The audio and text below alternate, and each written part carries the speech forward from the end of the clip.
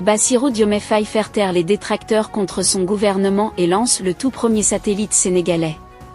Très bonne nouvelle, le Sénégal ouvre une nouvelle page de son histoire et lance un très grand satellite.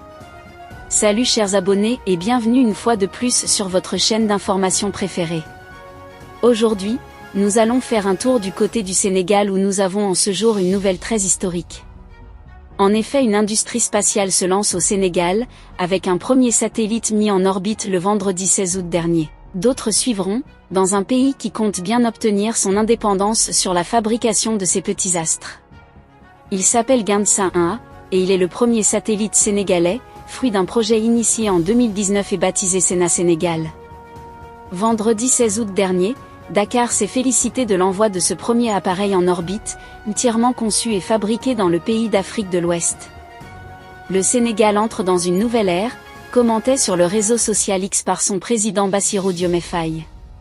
Le satellite a été mis en orbite avec l'aide de SpaceX, qui s'est chargé de l'envoi grâce à son lanceur, la Falcon 9, depuis la base de Vandenberg en Californie.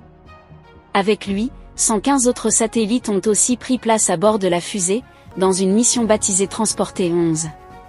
Les nationalités étaient nombreuses, avec 3 satellites australiens, des satellites japonais, anglais ou encore chiliens. Pour être intégré, l'appareil sénégalais a profité de l'aide d'Exolaunch, une société allemande basée à Berlin, et qui s'est spécialisée dans la fabrication de petites boîtes dans lesquelles des nanosatellites peuvent être installés. Avec elle, des satellites comme Gandsa 1A peuvent obtenir un ticket d'entrée vers l'espace, alors que c'est Exolaunch qui s'occupe de réserver une place pour sa boîte remplie de nanosatellites, à des sociétés comme SpaceX. Le satellite sénégalais a aussi reçu une aide française, alors que Gandsa 1A est le résultat d'un partenariat avec le Centre spatial universitaire de Montpellier, CSOM. Son développement aura pris 5 ans, sous l'égide du ministère de l'Enseignement supérieur, de la Recherche et de l'Innovation. Il témoigne de la volonté du Sénégal de se hisser au rang des pays disposant d'une technologie de pointe. Le lancement du tout premier satellite sénégalais est bien plus qu'une simple prouesse technologique pour ce pays d'Afrique de l'Ouest. Il symbolise l'acquisition par le Sénégal d'une souveraineté technologique accrue, lui permettant de mieux maîtriser son développement. Ce satellite va révolutionner de nombreux secteurs clés de l'économie sénégalaise. Il permettra d'améliorer les télécommunications, de surveiller les ressources naturelles, de prédire les catastrophes naturelles et de développer de nouveaux services numériques.